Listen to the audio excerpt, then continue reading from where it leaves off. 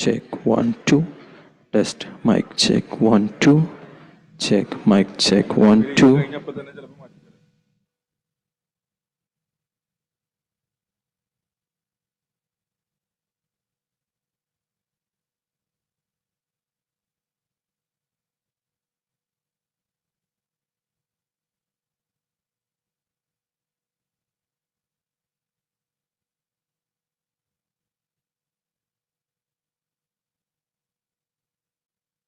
Check 1 2. Test 1 2.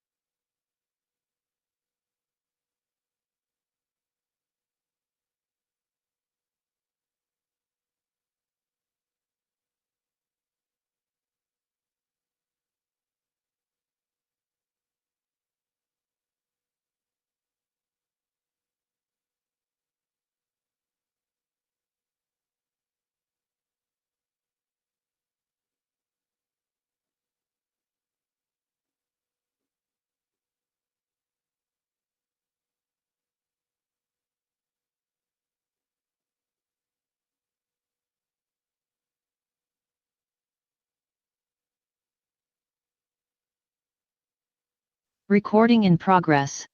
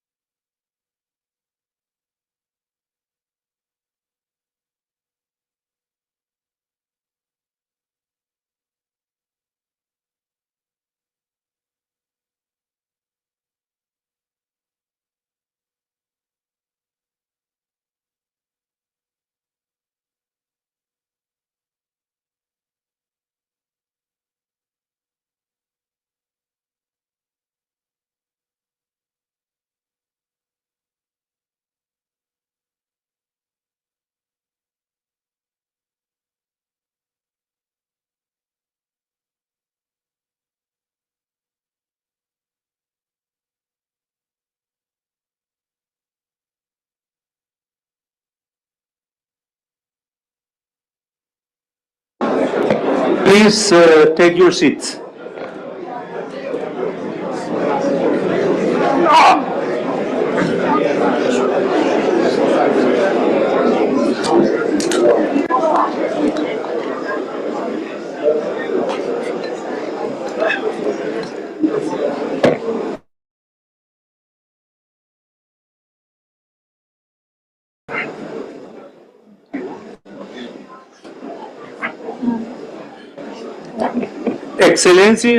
Excellencies, ladies and gentlemen, good morning. I would like to welcome you all to the 30th meeting of IRENA Council.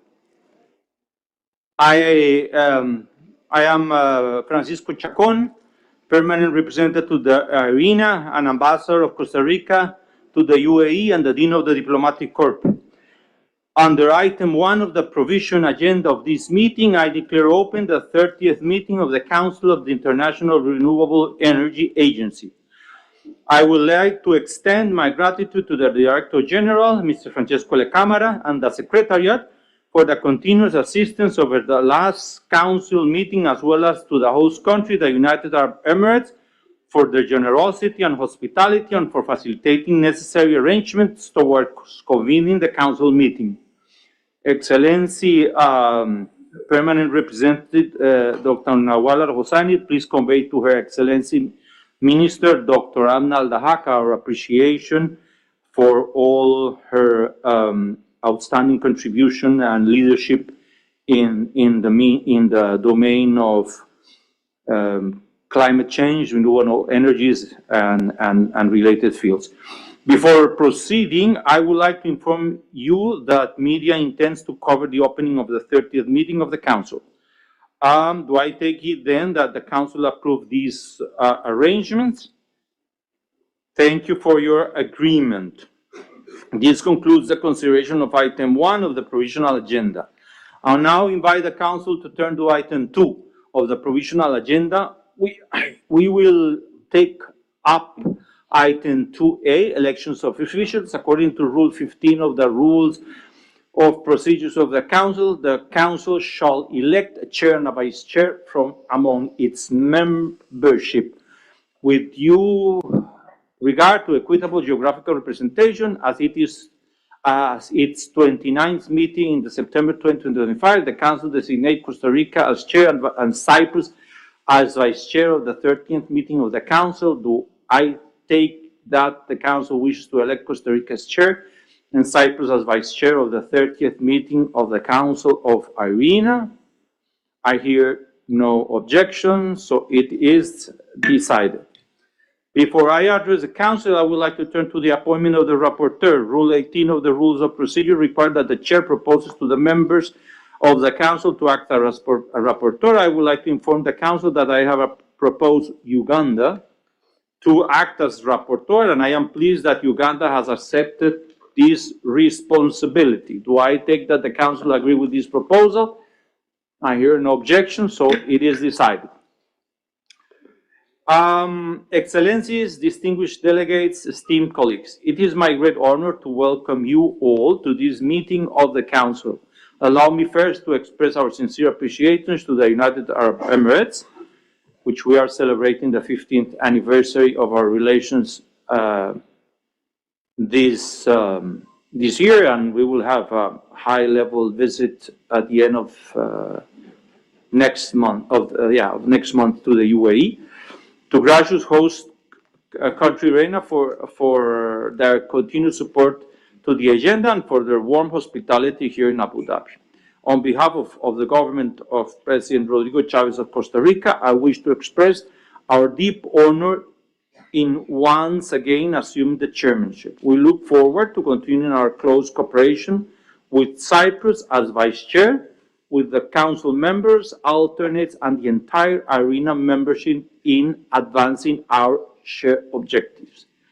I have to say that I'm very glad to have Cyprus as the vice chair. We made a very good team, and it has been a pleasure to work with Ambassador Merope, George, and all the team in Nicosia. Thank you, Cyprus, for that. Excellencies, we meet at a moment of renewable global urgency and opportunity. The latest international climate discussion, including the pre-COP, have underscored the centrality of renewable energies in delivering on the Paris Agreement. The release of IRENA's latest tracking report during the pre-COP provides a timely and sobering reminder. While global deployment of renewable has reached record levels, we are still not on track to triple renewable capacity by 2030. The finding reaffirmed the need for stronger policy alignment, target investment, and greater international cooperation. Looking ahead to COP30 in Belém, Brazil, I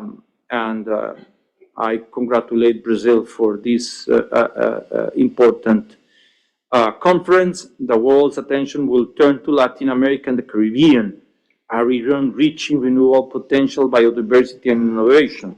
It will be a milestone COP, not only for climate ambition, but also for ensuring that energy transition is just an inclusive, delivering benefits for all regions and communities. For Costa Rica, the path forward is clear. Our experience shows that an energy system driven by renewables can coexist with social progress, economic resilience, and environmental stewardship.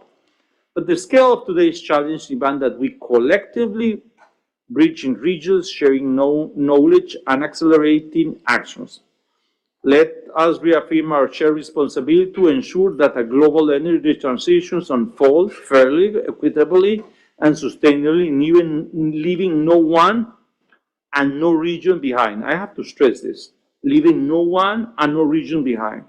This chair is inclusive, and we will always try our very best to have all the members being heard and being served. And it is a Costa Rican way of life to cooperate, to hear, to consent, and to assist. We've not been different. We've been like this for at least 150 years. So that explains a little bit our DNA, and that explains a little bit why I, as a chair, sometimes have my own approach to things. It is now my pleasure to invite the Director General of IRENA, Mr. Francesco La Camara, for his welcoming remarks. Francesco, please, you have the floor. Thank you, Mr. Chair. So, Excellencies, distinguished delegates, ladies and gentlemen, I'm honored to welcome you to the 30th meeting of the IRENA Council. We have a strong turnout today, with over 350 delegates representing 85 members participating both in person and online. As this is the last Council meeting in the current biennium work program, it offers a pivotal opportunity to review the progress and strategic direction on the agency's work, ensuring a strong conclusion to this cycle. At the outset, I wish to express sincere gratitude to Costa Rica, represented by His Excellencies Mr. Francisco Chacon Hernandez, Permanent Representative to IRENA and Ambassador of Costa Rica to the UAE, for serving as chair, and to Cyprus, represented by Excellencies Mrs. Merope Christofi, Ambassador of Cyprus to the UAE, for serving as vice chair. We thank you both for your dedicated leadership and valuable contributions. Before I begin, I extend my deepest condolences to all those affected by Hurricane Melissa across the Caribbean, and my heartfelt sympathy to the family and communities who have suffered loss and hardship in its wake. So, Excellencies, ladies and gentlemen, the energy transition is currently taking place against the backdrop of deep geopolitical volatility, accelerating fragmentation of supply chains, and unprecedented energy demand driven by the rise of artificial intelligence and data center. These forces demonstrate that renewable energy is no longer simply a climate imperative. It is the absolute bedrock of national energy security and economic stability. ARENA's work is uniquely positioned to address these intersecting challenges, ensuring the global shift is not only fast, but also secure and equitable. ARENA's rigorous analysis confirms that the positive trend of renewable energy growth is still robust. In 2024, the world added 582 gigawatts of new renewable power capacity, representing a 50.1% annual growth rate. Furthermore, our data shows that an astonishing 91% of newly commissioned renewable power projects deliver electricity at a lower cost than the cheapest new fossil fuel alternatives, generating an estimated global saving of $467 billion in avoided fossil fuel expenses. This momentum underscores the financial burden of fossil fuels while irrefutably confirming the strategic and economic superiority of renewables. Despite the momentum, we must be brutally honest. Our current pace remains insufficient to reach the goal of tripling renewables by 2030. The technology is ready and affordable, but the system, policy, and investment surrounding it are still falling behind. The central strategic knowledge product reporting and helping to create the acceleration needed is the ARENA's delivering the UAE consensus report. The central finding of the 2025 edition, published just 2 weeks ago, is crystal clear. Achieving the 11 terawatt goal by 2030 requires immediate, simultaneous action to overall grid infrastructure, secure supply chains, dramatically accelerate financial flow to the global south, and reform outdated regulatory frameworks and global financing architecture.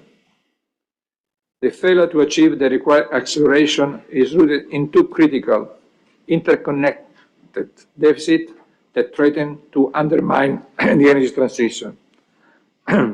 First, we must address the deployment imbalance.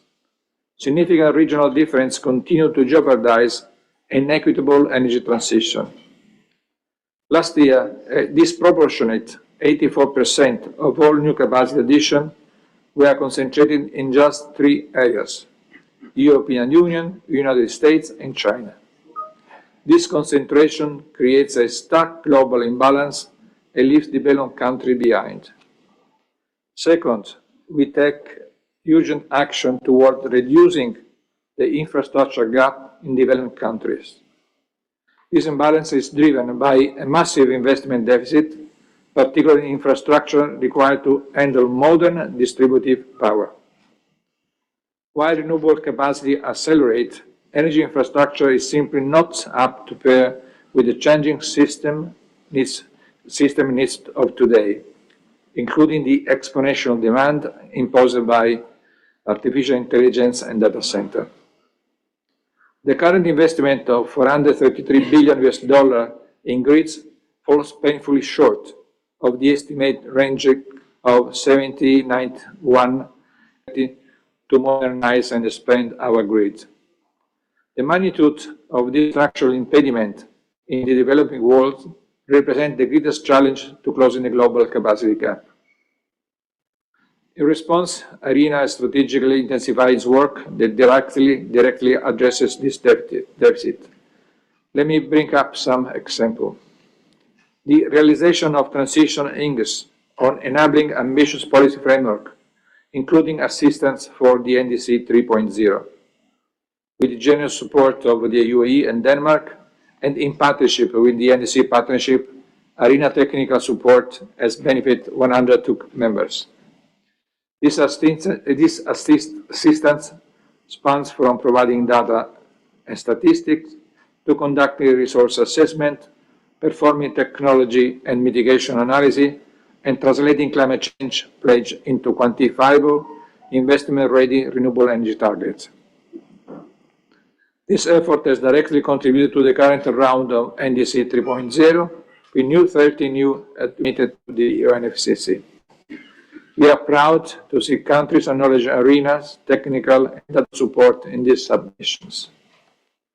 Our cooperation at the regional level includes actively expanding our support to drive on-the-ground impact. ARENA's effort to customize technical and policy pathway to specific regional needs have a direct influence by enabling informed national decision-making and fostering regional cooperation in several renewable energy-related thematic areas. You will hear in detail about our regional partnerships, such as the Accelerated Partnership for Renewable Energy in Central Asia, the Accelerated Partnership for Renewables in Africa, in the following agenda item. But let me stress that the APRA Investment Forum held in Sierra Leone last week brought together more than 200 financiers, project developers, other participants, and showcased 13 projects. Furthermore, the forum clearly showed that Africa critical mineral can drive the continent's green industrialization. Our project facilitation platform, the Climate Investment Platform, and the Energy Transition Accelerated Financing Platform continue to yield positive outcomes by strategically addressing critical gaps in renewable energy finance and providing targeted de-risking solutions to unlock investment and accelerate the energy transition. By focusing on project readiness, bankability, and capital mobilization, this platform actively helps remove financial and regulatory barriers for ARENA's members. Our target efforts directly de-risk projects and simplify capital access, aligning projects with the national and regional energy goal of our members. In the global arena, the upcoming COP30 in Brazil provides a critical platform to solidify the UE consensus goal by setting an ambitious finance goal and creating clear investment pathway for climate action. To achieve this, COP30 must set an ambitious finance goal and create clear, de-risked investment pathway for climate action, especially in developing countries. Our ongoing facilitation through CAP and ETAF serves as a vital proof point and mechanism to ensure these high-level aspirations are translated into concrete commitment, ready to absorb and channel the necessary capital to meet the global energy transition objectives. It is our responsibility to ensure that these aspirations are translated into concrete commitments and actions. So, Excellencies, ladies and gentlemen, the renewable-based energy transition is no longer a future concept, but the definitive geopolitical and economic reality of our time. Our collective impact is already clear. The commitment to triple installed renewable capacity and double energy efficiency by 2030. A promise championed by ARENA, one that is already actively reshaping global markets and delivering sustainable power through energy independence and greater resilience against geopolitical shocks.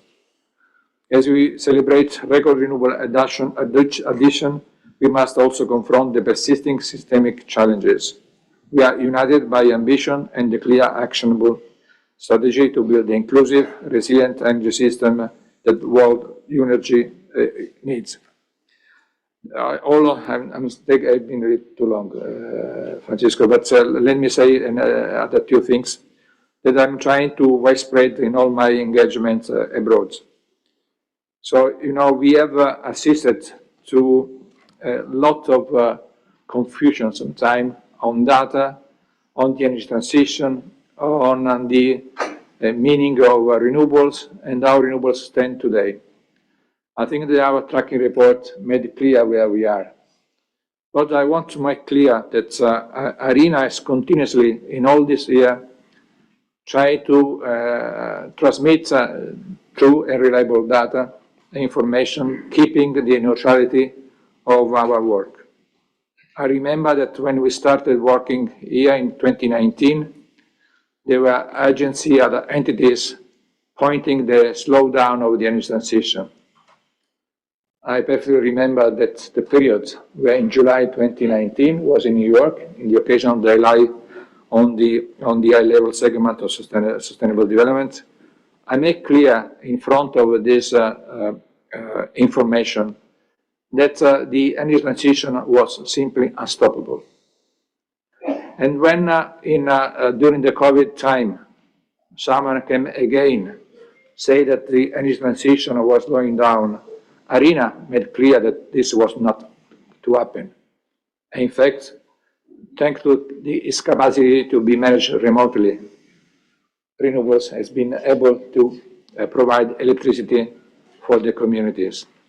And when the Ukraine crisis started, everyone was going to say, oh, this will stop the energy transition. But ARENA said this not stop the energy transition, because this will be another experience that show that the energy security cannot be provided by a centralized fossil fuel system, but need to go for a decentralized energy system based on renewables. And this is what has happened.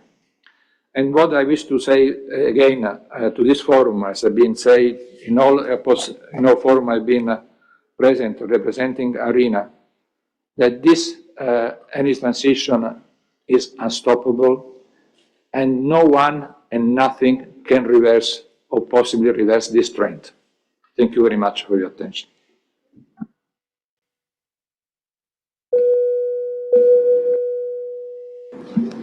Thank you.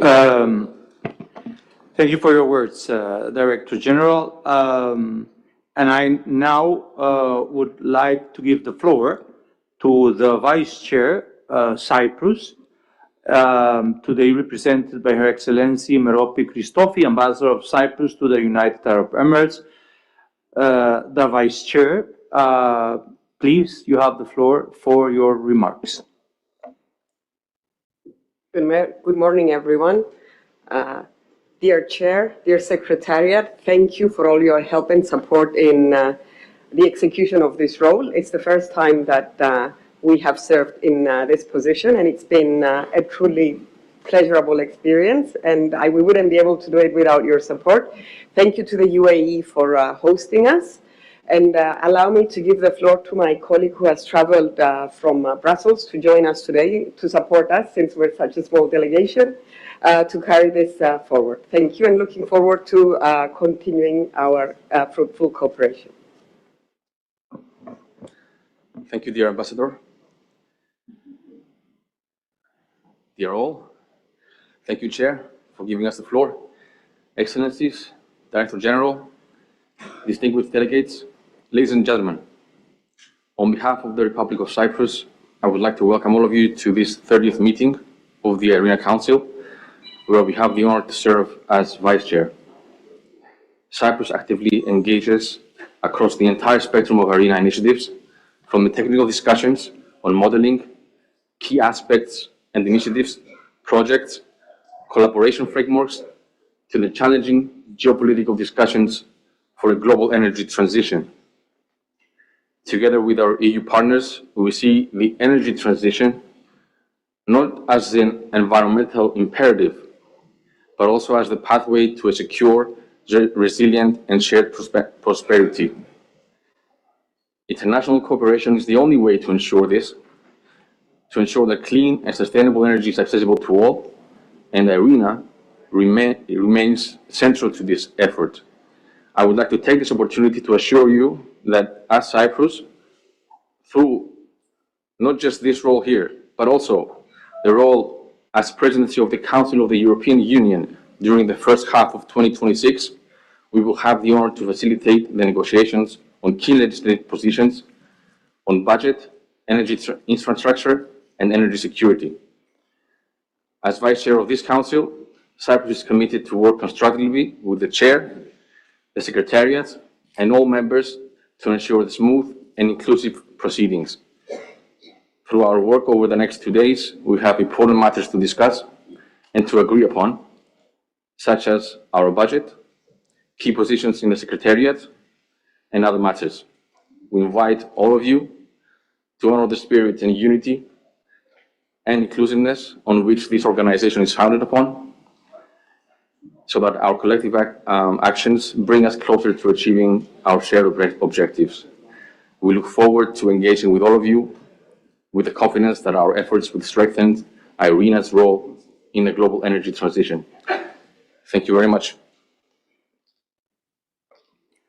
Thank you, Chair. Thank you, Vice Chair. It has been a pleasure working with Cyprus, and we are very honored to have the second time the opportunity to do it once again. So thank you very much. This concludes the consideration of item 2A of the provisional agenda. I now invite the Council to turn to item 2B of the provisional agenda, adoption of the agenda.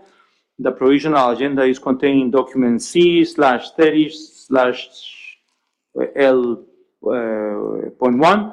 The provisional agenda for the coming 2 days contain a number of programmatic, policy, and institutional discussion, which are of direct relevance to the ongoing work of the agenda of the agency, and for its work program in the current and upcoming biennium.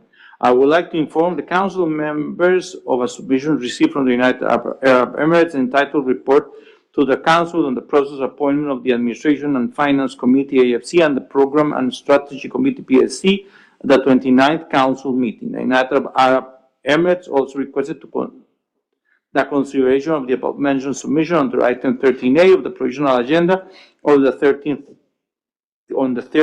Council meeting. Do I take it that the Council wishes to adopt the agenda for its 30th meeting as set out in document C/30/L.1? I hear no objections. It's so decided. I would also like to remind the delegation that our meeting today is expected to end at 6 p.m. Abu Dhabi time. However, we may extend as needed for an additional 30 minutes. The Vice Chair and I are determined to make the most of the Council time and to facilitate engaging discussions on all matters contained in the agenda for this meeting. Before we take up the rest of the agenda item, I would also like to inform members that the simultaneous interpretation into the 6 official languages is provided. It concludes the consideration of item 2B of the agenda. I now invite the Council to turn its attention to item 2C, adoption of the report of the 29th meeting of the Council. Pursuant to Rule 49 of the ROP, reports of Council meetings shall not be official until approved by the Council. The Council has before it document C/29/SR/L.1, draft report on the 29th meeting of the Council. Do I take it that the Council approved the report of the 29th meeting of the Council? I hear no objections. It's so decided. This concludes our consideration of item 2C of the agenda. Now, I invite the Council to turn to agenda item 3, annual report of the Director General on the implementation of the work program and budget for 2024-2025.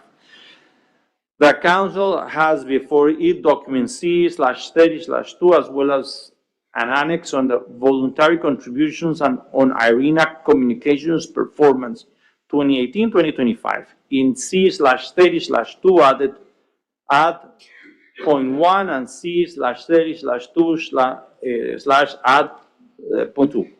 Please also refer to the work. Please also refer to the work program self-assessment for the 2024-2025 in document C/30/INF/2 and the budget performance reporting practices of international organizations, benchmarking and recommendations for IRENA in document C/30/3. Please also refer to the report of the Chair of the Program and Strategy Committee C/30/CRP/3 and the report of the Chair of the Administration and Finance Committee C/30/CRP/4, which contains an annex with a proposal for a draft decision on the enhancing and the transparency and reporting on the IRENA budget and financial framework. The Council may also wish to refer to the information note containing report on a collaborative framework which was circulated by the Secretariat on the 24th of October 2025. I will now invite the Director General, Mr. La Cámara, to introduce the topic.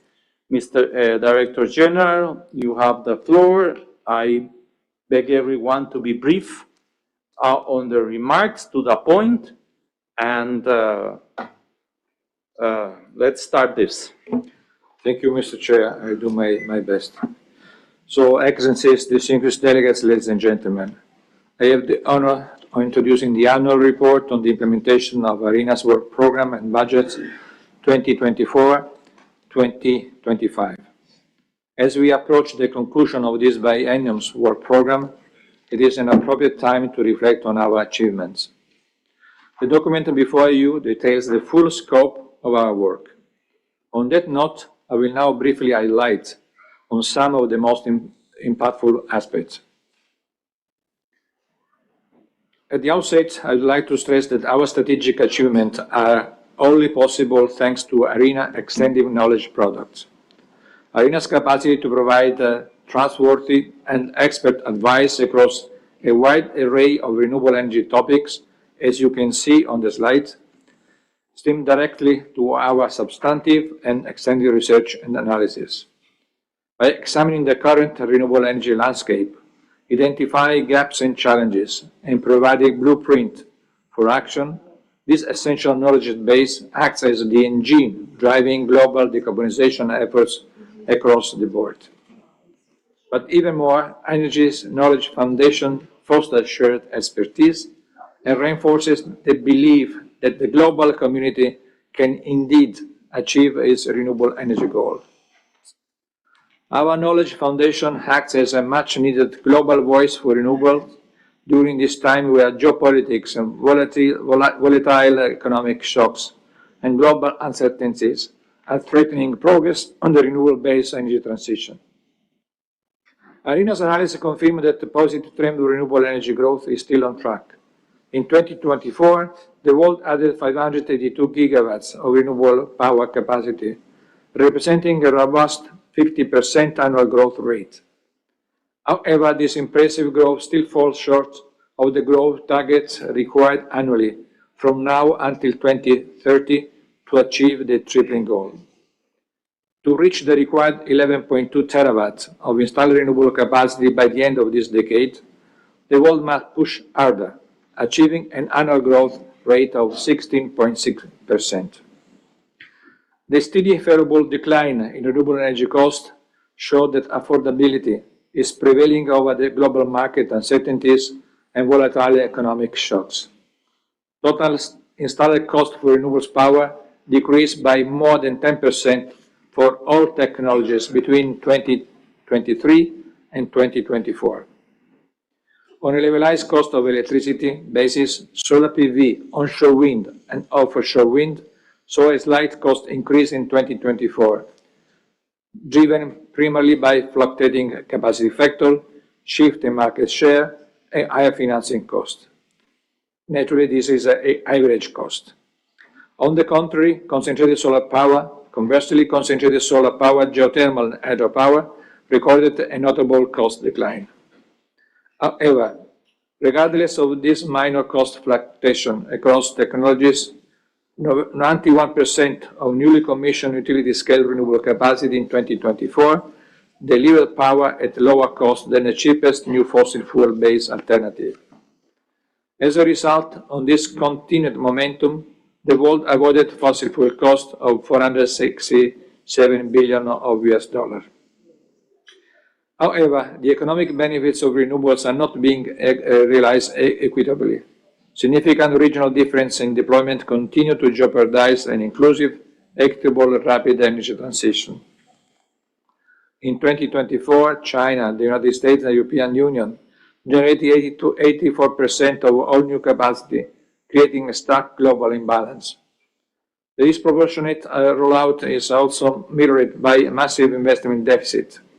Despite record funding of $624 billion US in 2024, renewable power generation capacity investment remains far below the $1.4 trillion US required annually until 2030 to achieve the tripling goal. This widening financial gap is particularly severe in regions like Africa, which saw international project financing drop nearly 50% between 2022 and 2023. Notably, in 2023, sub-Saharan regions received 4 times less per capita investment than the global average. The realization of the energy transition hinges on enabling policy and robust frameworks, as a fact IRENA fully recognized. Consequently, our support has benefited 102 members in their climate action initiative over the past few years. This effort has been directly contributed to the current round of third generation national determined contribution, NDC 3.0. As of 22nd of October, 62 new NDC has been submitted to the UNFCCC, which countries such as Kyrgyz Republic, Mauritius, and Seychelles acknowledging IRENA support, and others, including Australia, Moldova, and Uruguay, citing IRENA data in their submission. So, Excellencies, while the accelerated build-out of renewable power capacity is a welcome development, the expansion is creating significant strain on existing grid infrastructure. Driven by population growth, economic activity, the deep push for electrification, rapid data center demand, the current grid system is simply not up to par with changing system needs. Strategic investment in modernizing and expanding electricity grids and networks and enhancing system flexibility are therefore essential not only for integrating new capacity, but also for securing the overall renewable-based energy transition and meeting a tripling goal by 2030. Yet the current investment of $433 billion in 2024 falls painfully short of the required average annual investment range to $791 to $912 billion needed for grids and flexibility until 2030. Closing this massive infrastructure funding deficit remains a paramount challenge.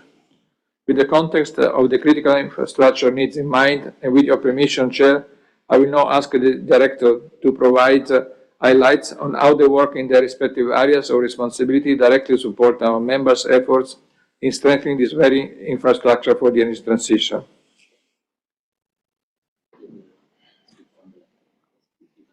Thank you.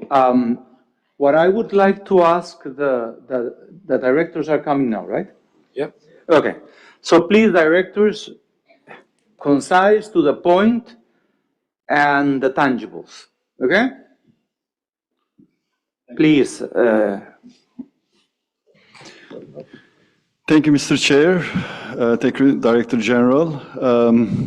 As our focus is energy transition infrastructure,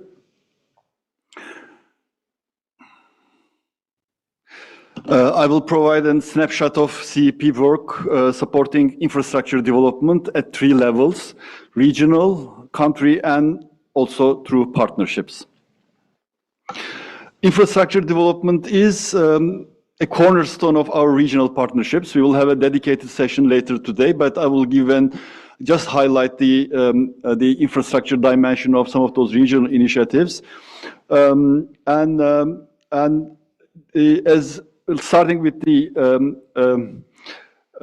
APRECA and APRESA in Central Asia and Southeast Asia, as Asian countries scale up variable renewables, addressing infrastructure barrier is essential. Grid modernization and diverse storage solutions are not merely technical upgrades, they are vital enablers for integrating growing solar and wind capacity.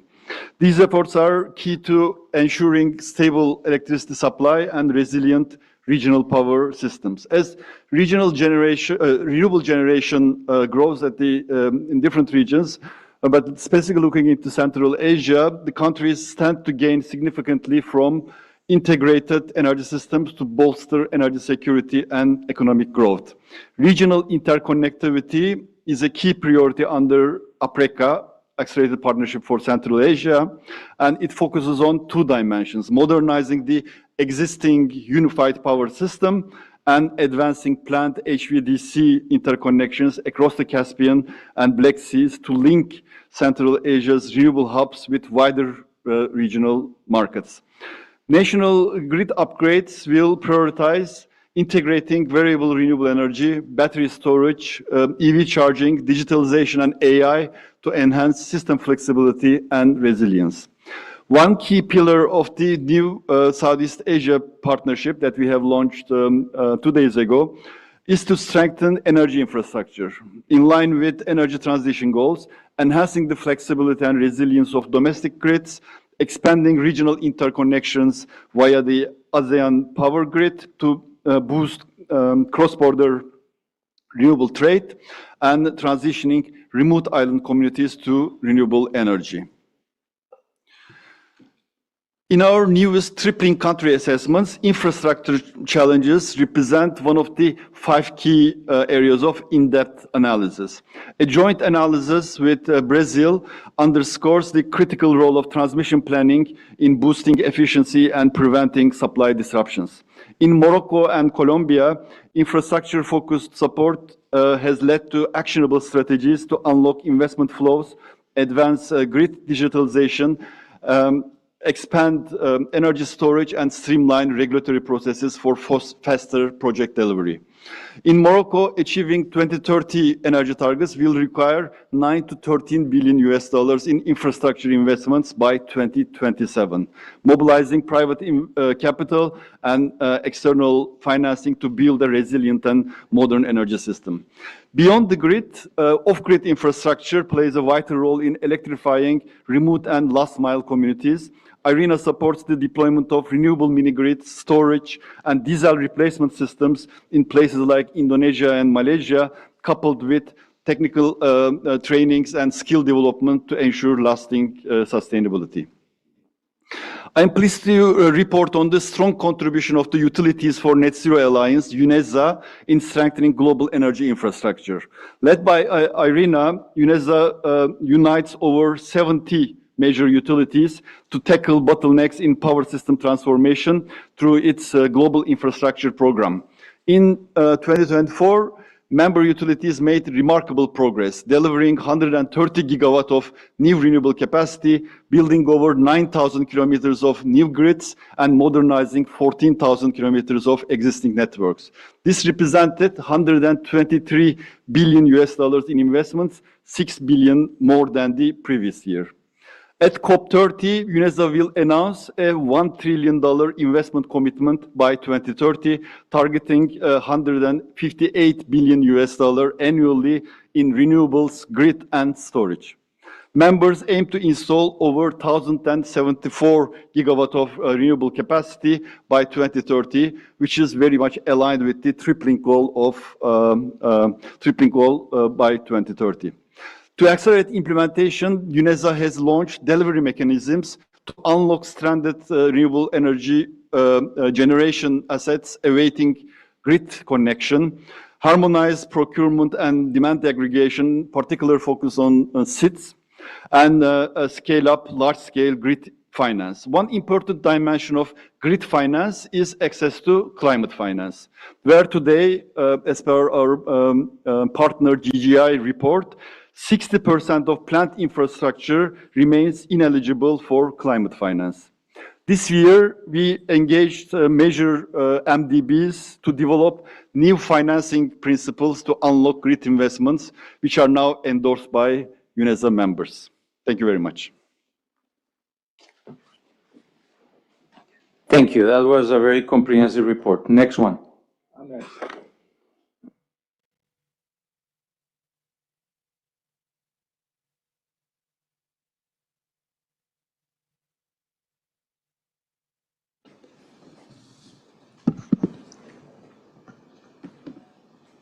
Good morning, Excellencies, ladies and gentlemen.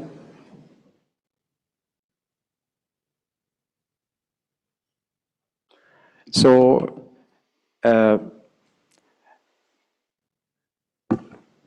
as Beira Arena constituency, BFS basically was established to assist directly members in scaling up renewable energy investment, advancing NEC implementation, as well as accelerating energy transitions through pipeline development and project realization. Today's tool that we are supporting our member countries is basically including project-based technical assistance, bankability assessment, structuring and restructuring projects, and de-risking of these projects, as well as capacity building and matchmaking through IRENA, CIB, and ETAP platforms. Quite clearly, BFS is value proposition is on two fronts. Number one, supporting project developers and public sector projects lacking financial literacy, structuring and restructuring capacity, as well as direct investors' access. The second important issue is engagement with financial institutions from CIB and ETAF, which are now reaching more than 100 of these MDBs who are working with IRENA via CIB and ETAF, helping in project structuring, restructuring, bridge bankability requirements with suitable project pipeline and needed investment.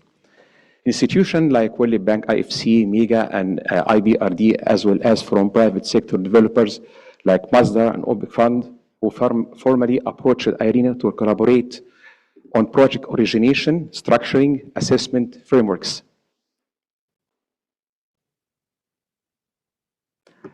It's quite clear in the past 5 years, BFS has supported more than 200 projects through project structuring and appraisal, reaching $33.7 billion of projects, most of which are from private sector, through structuring review and contractual and legal review, as well as procurement on this project. And finally, providing financial and technical advisory. And the tangible results reaching by a project financially closed reached 13 projects over 9 countries and over $1.2 billion of mobilized and financially closed projects. This representing also in terms of megawatt, more than 1 gigawatt of renewable energy projects added. This also created more than 100,000 jobs, as well as expanding the clean energy projects for millions of homes and households. I have to admit here and to repeat again, as we always saying for all previous councils, that IRENA is not a bank nor a fund. Our role is to bring projects into bankability readiness level that required by NDBs as well as IFIs, while financial closure is the responsibility of the banks. And this is exactly the gap that widening, and the DG has mentioned about it. The gap is expanding because the appraisal cost that we are saving to our proponents, whether private or public, coming mainly from these issues that banks does not touch on this. So we are here to fill this gap. BFS focus on projects that don't attract IFIs and falling below the radar of development and traditional financier. In 2024, during the Everest APRA Investment Forum, we supported, as an example, 3 projects from Zimbabwe in order to bring this project into bankability, which we provided needed and fit for purpose structuring.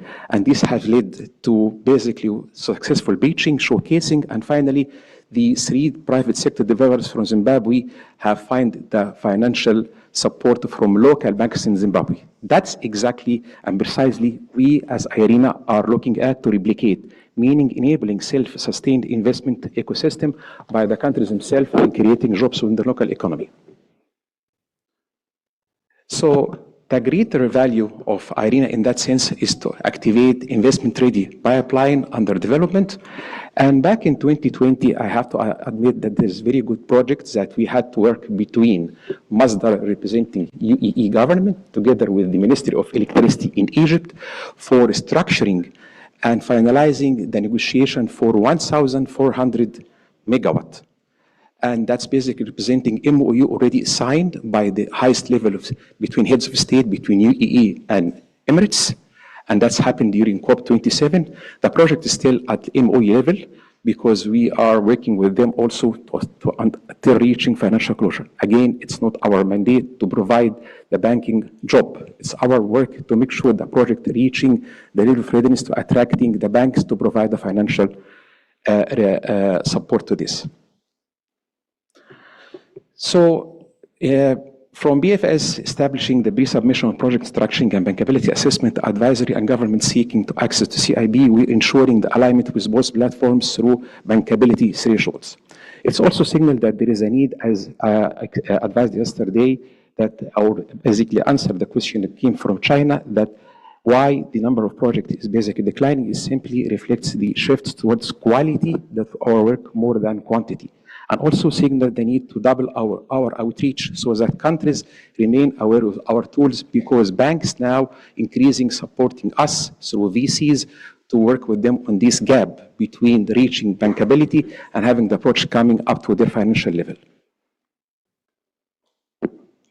The other important tool that I would like to talk about is Regional Investment Forum. And for Regional Investment Forum, we have to say that each investment forum needs at least 6 months in order to be prepared, plus 4 days of project pitching, structuring. And for that sense, the cost of any investment forum between $200 to $3,000, while actually the appraisal cost for any bank to support the project with 100 megawatt of solar PV is starting from $150,000 as the non-refundable cost up to $300,000. In that sense, BFS is leading 3 days out of the 4 investment forum, which capacity building, project beaching, as well as project exhibition and panel discussion on this project financial closure. For 2025 in Sierra Leone, we have supported the needed support. Last week we came in there, and the team of IRENA there was 16 people.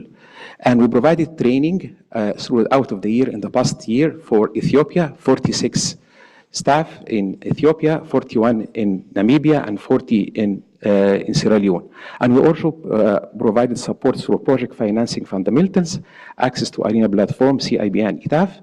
And this initiative also we engage with our partners like GIZ and the OPIC Fund and Africa 50. This initiative increasingly demanded by member states, specifically from the Global South.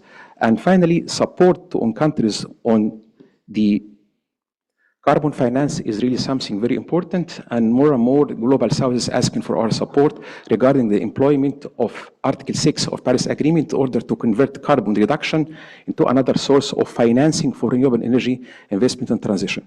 In that sense, IRENA has dedicated the last year for building its in-house capacity on this subject while identifying key partners in the carbon realm. Among those of these, basically 2 from United Arab Emirates and 1 from Qatar.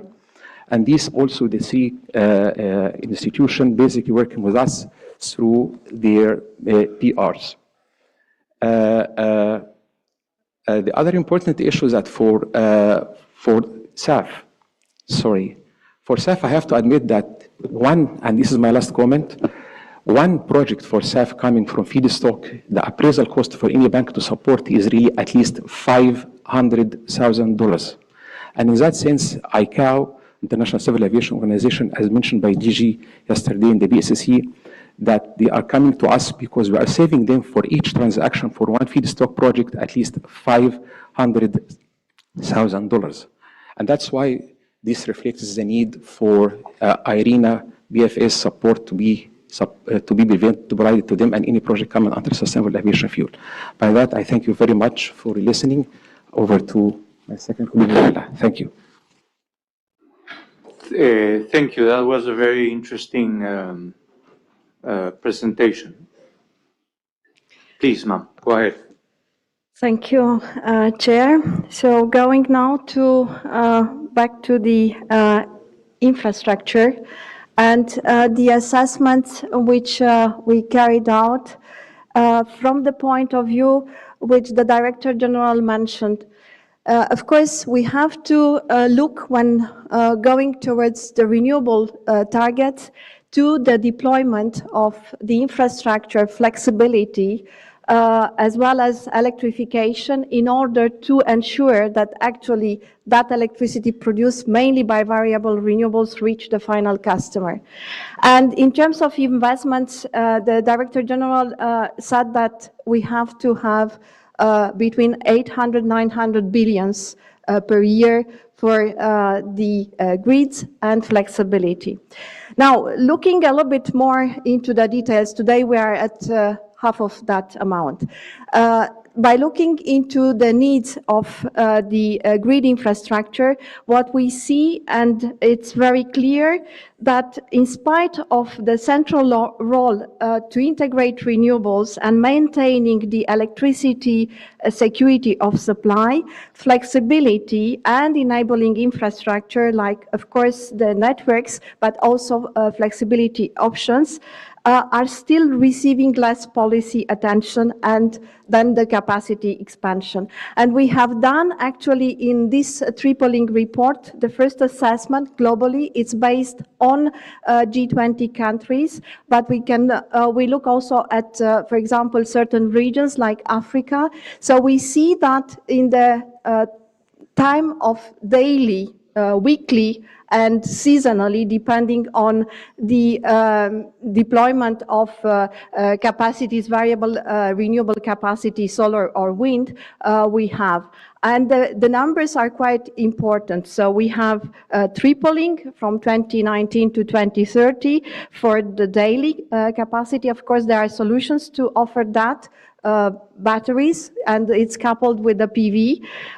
In terms of weekly, so 2.5 increase, and the seasonal, which is two times increase in comparison to 2019.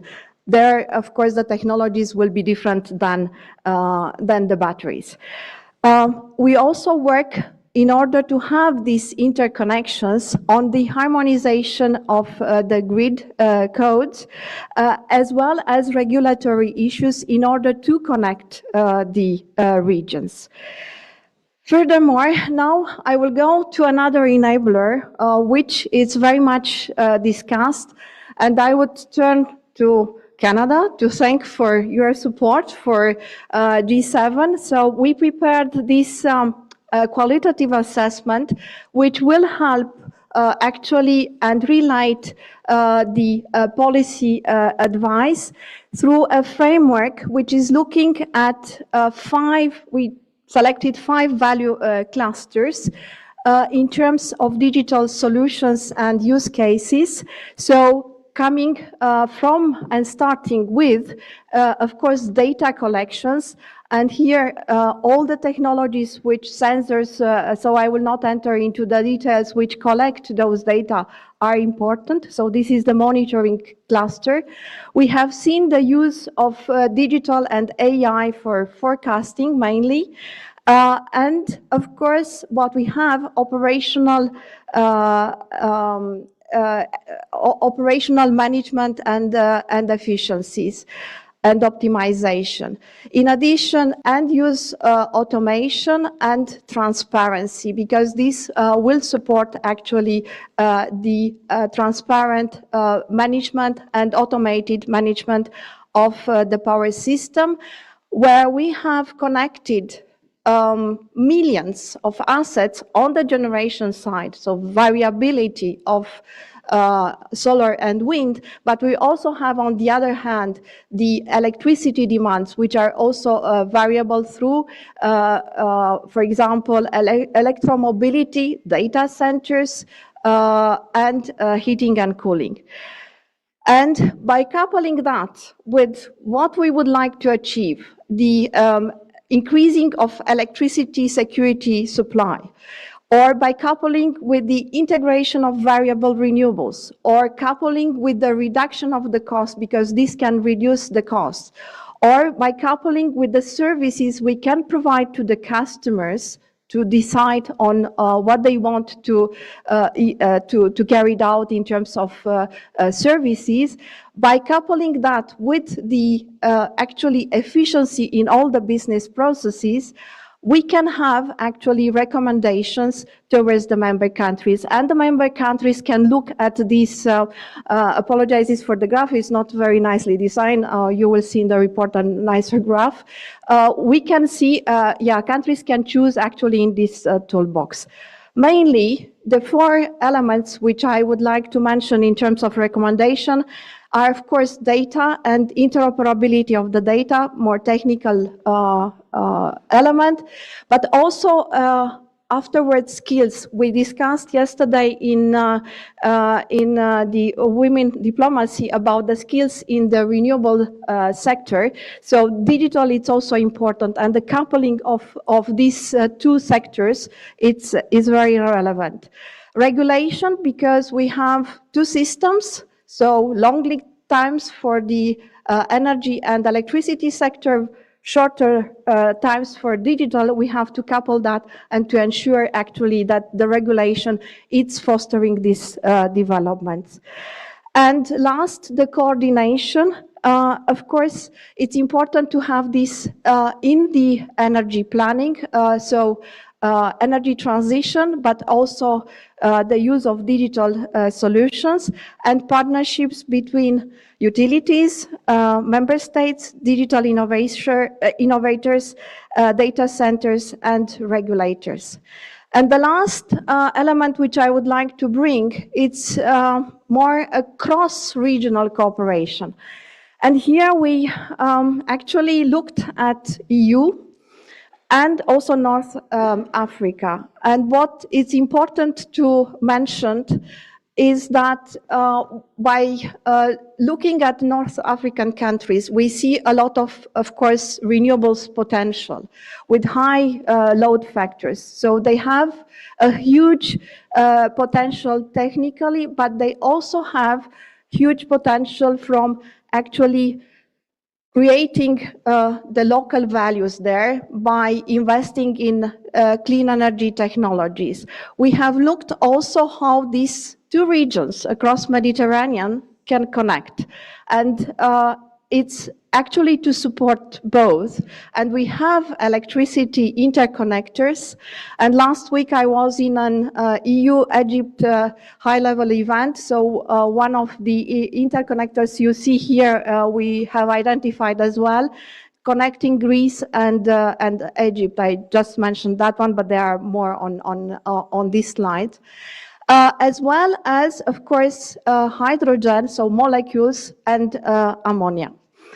Furthermore, we looked also at African continent, so going a little bit down towards the south, continental master plan, which we supported actually the African Union with insights and capacity building for the grid expansion. And I will stop here. Thank you.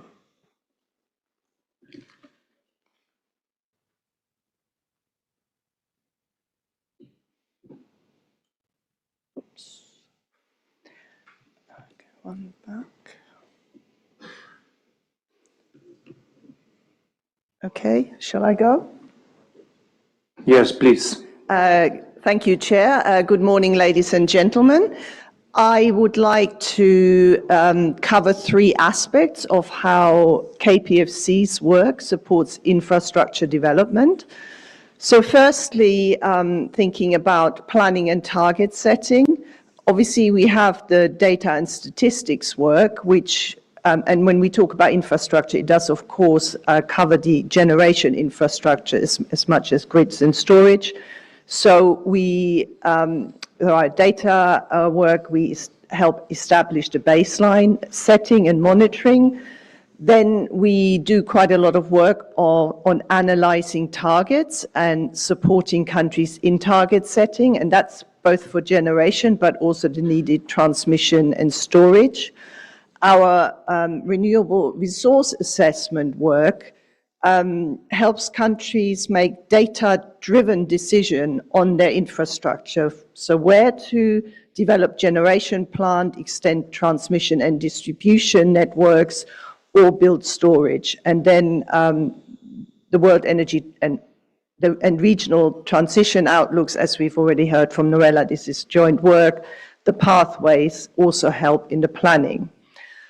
The second area is about deployment, where I think it's in 10 days, we will be publishing our latest, it's our biannual flagship report on the global finance of the energy transition, where we are tracking and analyzing investments, not only in the renewable energy generation plants, but we are looking at infrastructure such as grids and storage, and then have some policy recommendations for countries on how to advance the deployment. We do policy advice on the development of key infrastructure. Our recent transport report, for example, talks about the charging infrastructure that needs to be deployed to help a renewables-based road transport system. Through the Coalition for Action, we have multi-stakeholder collaboration, and one of the recent outputs from that is our report on storage, so showcasing successful case studies there. And then pre-feasibility assessment through the resource assessment work as well. The third aspect, though, it's going away from the actual infrastructure, the technical aspects of it, but thinking holistically. So environmental and social dimensions are, of course, areas where KPFC has a lot of focus. Any infrastructure you develop has potential environmental impacts which need to be addressed, and there are many solutions. So the kind of work we've been doing is raising awareness of some of these aspects. For example, we partnered with the Energy Task Force of the Convention on Migratory Species, which has done a lot of work on grid infrastructure and the impacts, especially on migratory birds, where they have a lot of expertise. So we partner, and together we can make policy recommendations on these aspects. We have done this recent work on siting and permitting of renewables, including case studies of what can be done with collaboration from industry partners as well. And we expect to do more of this work now. We've just recently signed an MOU with IUCN at the Abu Dhabi World Conservation Congress. And then the final aspect of this thinking holistically is the social dimensions. And Norella's already mentioned the skills aspect, which we need to integrate into things like, she talked about digitalization and AI, but of course that is much broader. So we need to think about, as we're developing infrastructure, both on the generation side, but also the grids and everything, you know, what are the skills we need? Are they being developed? What are the suggestions of what countries need to do? So we will, at Assembly, we will have a discussion about our call to action on skilling for the energy transition. In the Energy Transition Education Network, for example, we also discussed these issues of the skills and how we need to develop them. And then we look at the jobs. As you know, we do, every year we have a renewable energy jobs publication. So it's kind of thinking, okay, there are some potential social impacts for any infrastructure that will be developed, and how do we make sure that these impacts are in a positive way, that the distribution of the benefits are equitable.